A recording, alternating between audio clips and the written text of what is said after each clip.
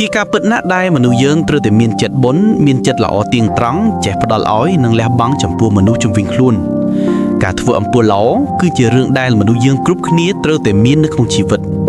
មានចិត្តជួយអ្នកដទៃគឺជាសេចក្តីសុខចេះចែករំលែកដល់អ្នកដែលខ្វះខាតឬកំពុងត្រូវការជំនួយវាគឺជារឿងដែលល្អនិងត្រឹមត្រូវបំផុតប៉ុន្តែជាមួយគ្នានេះយើងគួរដឹងថាក្នុងស្ថានភាពខ្លះជាមួយនឹងមនុស្សខ្លះយើងមិនគួរធ្វើល្អមានទឹកចិត្តជួយឬចែករំលែកជាមួយនឹងគេខ្លាំងពេកនោះឡើយការធ្វើល្អមានចិត្តបុណ្យគឺជារឿងល្អតែបើធ្វើល្អដោយមិនចេះពិចារណាវាគឺជារឿងដែលអាចនាំគ្រោះដល់ខ្លួនយើងវិញក្នុងព្រះពុទ្ធសាសនាព្រះពុទ្ធបានបង្រៀនពីការធ្វើបុណ្យប្រកបដោយបញ្ញាបុណ្យដែលប្រកបដោយបញ្ញាគឺជាបុណ្យដែលធ្វើឲ្យចំគោលដៅចំកលៈទេសៈទើបជាបុណ្យដែលល្អពិតប្រាកដឧបមាថាបើយើងចូលចិត្តសេពគប់និងមានចិត្តល្អចំពោះជនពាវចូលចិត្តដើរស៊ីផឹកលេងល្បែងសេពគ្រឿងញៀនពេលនោះវាមិនត្រឹមតែមិនផ្ដល់ផលល្អដល់អ្នកនោះទេវាថែមទាំងអាចផ្ដល់នូវទោសដល់អ្នកវិញទៀត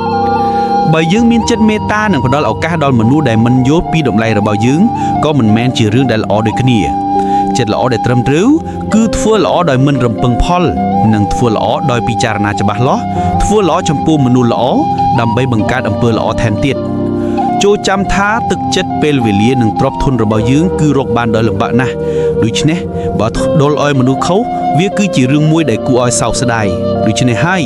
កុំចេះតែចិត្តទុនកុំចេះតែអាណិតគេតែគួររៀនអាណិតខ្លួនឯងនិងមើលមនុស្សឲ្យច្បាស់មុននឹងធ្វើល្អជាមួយគេការធ្វើល្អមិនខុសនោះទេតែពេលខ្លះធ្វើល្អខុសពេលខុសមនុស្សយើងនឹងជួបរឿងមិនល្អលើខ្លួនឯងមិនមែនហាមមិនឲ្យធ្វើល្អជាមួយនឹងបុគ្គលណាម្នាក់នោះឡើយព្រោះអំពើល្អកើតចេញពីចិត្តទឹកចិត្តពិតរបស់យើងតែក៏មិនគួរធ្វើល្អជាមួយមនុស្សខ្លះដែរព្រោះយើងក៏ត្រូវតែមើលថែនិងការពារខ្លួនឯងឲ្យបានល្អដែរចិត្តល្អជួយដល់គេត្រូវតែមើលពេលមើលស្ថានភាពមើលមនុស្សផងជាដល់ជា